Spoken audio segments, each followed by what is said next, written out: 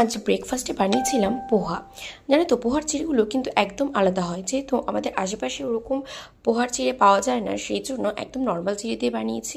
প্রথমে চিড়েগুলোকে 2-3 বার আলতো হাতে ধুয়ে নিয়েছি। ধুয়ে ভালো করে জলটাকে ছেঁকে নিয়ে তারপর নুন মাখিয়ে রেখে দিয়েছিলাম। চাইলে একটু লেবুও মাখিয়ে রাখা যায়। তারপরে দেখো, এখানে একটু আলু ভাজার মতো করে আলু কেটে নিয়েছি। তারপর দেব একটু কারি পাতা আর কাঁচা বাদাম। ব্যাস, এই কটা উপকরণ দিয়েই কিন্তু আজকে পোহাটা আমি রান্না করব। তোমরা চাইলে বিভিন্ন সবজি অ্যাড করতে পারো, ক্যাপসিকাম, গাজর, এগুলো অ্যাড করাই যায়। আমি এবার শুধু আলুটা দিয়ে করেছিলাম, কারণ ছিল না ঘরে। প্রথমে একটু কড়াইটা গরম করে নিয়েছি, নিয়ে আগে বাদামগুলোকে ভালো করে ভেজে নিতে হবে। যেহেতু কাঁচা বাদাম, একটু লো আছে, টাইম নিয়ে ভালো করে ভেজে নিতে হবে, যাতে বাদামগুলো ভালো আর কি ভাজা বাদামের মতো হয়ে যায়। তারপর ওটাকে ভালো করে খোসা ছাড়িয়ে নেব। ওটা আলাদা করে খোসা ছাড়িয়ে রেখে দিয়েছিলাম, ওটার ভিডিওতে দেখাইনি। তারপর চলো কড়াইতে তেলটা আগে দিয়ে দিই। তেলটা দিয়ে আগে কড়াই গরম করে আগে কারি পাতাটাও ভেজে তুলে রাখবো। কারি পাতা দিয়ে আমি আগে প্রথমে কারি পাতাটাকে আর কি 2 মিনিট মতো ভেজে ভালো করে তুলে ফেলেছিলাম। তারপর এই পোহাটা আমি রান্না করার জন্য একটু আদা গ্রেট করে নিয়েছিলাম। চাইলে আদা কুচিও করে নিতে পারো, অত টাইম ছিল না বলে সকালে তাড়াতাড়ি করার জন্য আদাটাকে গ্রেট করে নিয়েছিলাম। তারপর প্রথমে কড়াইতে জিরে ফোড়ন দিলাম আর একটু সর্ষে ফোড়ন দিলাম। চাইলে যে কোনো একটাই ফোড়ন দেওয়া যায়, কিন্তু আমি দুটোই দিয়েছি, এতে করে টেস্টটা কিন্তু ভালো আসে।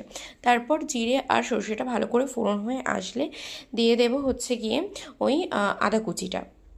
সরি, আদা কুচি না, আদাটা গ্রেট করে নিয়েছিলাম, সেই আদা আর কি আদার টুকরোগুলো দিয়ে দেবো। দিয়ে ভালো করে আদাটা হয়ে আসলে ভাজা, ব্যাস এবার দিয়ে দেবো আলু ভাজার জন্য আলুগুলো। সব আলুগুলো দেওয়ার পরে আলুগুলো কিন্তু আমি আগে থেকে কেটে ভালো করে ধুয়ে রেখেছিলাম, তো আমি তোমাদের দেখিয়ে দিয়েছি। তারপরে দেখো, এখানে নুন আর হলুদ দিয়ে আলুটাকে ওই ভাজা ভাজা মতো করে নেব। তো তোমরা যদি একটু তাড়াতাড়ি করতে চাও তো আলুগুলো ঢেকে তোমরা ভেজে নিতে পারো। আমার কাছে একটু টাইম ছিল বলে ভালো করে ভেজেছি। আর 3টে মতো দিয়েছি লঙ্কা, বেশি ঝালের যেহেতু দরকার নেই তাই লঙ্কা দিয়েছি। তোমরা চাইলে এখানে শুকনো লঙ্কা ফোড়নও দিতে পারো, আমি এখানে দিইনি আর কি। তারপরে আলুটা ভাজা ভাজা হয়ে আসলে দিয়ে দিলাম এই চিড়েগুলো। দেখেছো, চিড়েগুলো কিন্তু ভালো বেশ জল ঝরে জলটাকে ভালো করে নিঙে নিয়েছি। আর চিড়েগুলো কিন্তু ভালোই ঝরঝরে ছিল। তো এই চিড়েটা ভালো করে ধোয়ার প্রসেসটা কিন্তু মাথায় রাখতে হবে। চিড়েটা কিন্তু একদমই খুব জোরে আর কি চেপে নিংড়ালে হবে না জলটা, তাহলে কিন্তু দলা পাকিয়ে যাবে।